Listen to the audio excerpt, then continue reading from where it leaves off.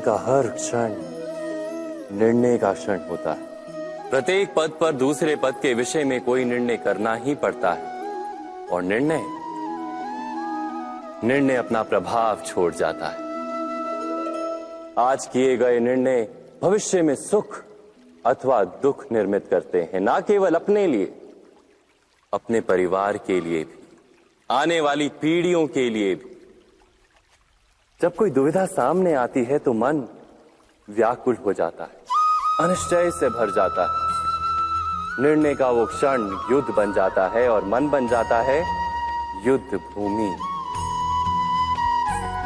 अधिकतर निर्णय हम दुविधा का उपाय करने के लिए नहीं, केवल मन को शांत करने के लिए लेते हैं। पर क्या कोई दौड़ते हुए भोजन कर सकता है? नहीं। तो क्या युद्ध से जूझता हुआ मन कोई योग्य निर्णय ले पाएगा? वास्तव में शांत मन से जब कोई निर्णय करता है तो अपने लिए सुखद भविष्य बनाता है, किंतु अपने मन को शांत करने के लिए जब कोई निर्णय करता है तो वो व्यक्ति भविष्य में अपने लिए कांटों भरा वृक्ष लगाता है। स्वयं विचार कीजिएगा।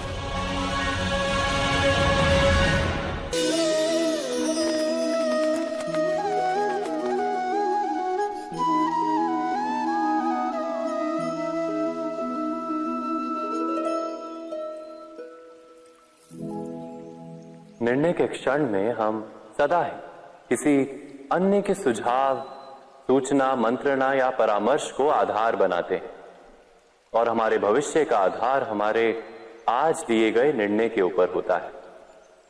तो क्या हमारा भविष्य किसी अन्य के परामर्श, किसी अन्य के सुझाव का फल है?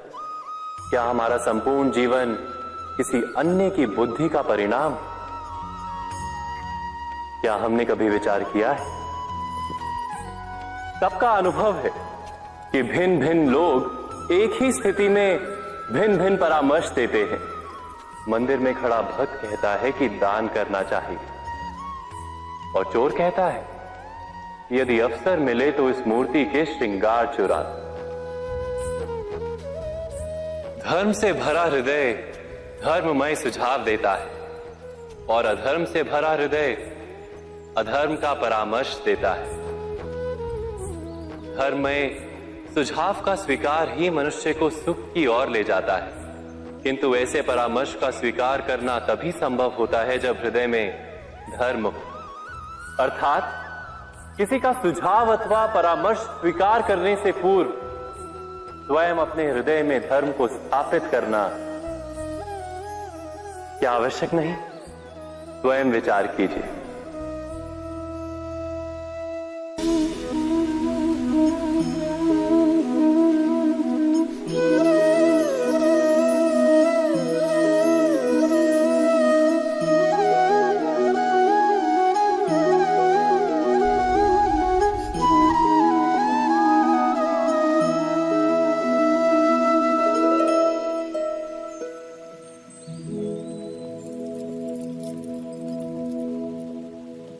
भविष्य के आधार पर सब आज का निर्णय लेना चाहते हैं। भविष्य में सुख मिले, भविष्य सुरक्षित हो, ऐसे निर्णय आज लेने का प्रयत्न रहता है सबका। आप अपने जीवन को देखिए, क्या आपके अधिकतर निर्णय के पीछे भविष्य का विचार नहीं होता? और हो भी क्यों ना। अपने जीवन को सरल और सुखमय बनाने का प्रयत्न करने का अधिकार सबका है। पर भविष्य तो कोई नहीं जानता, केवल कल्पना ही की जा सकती है।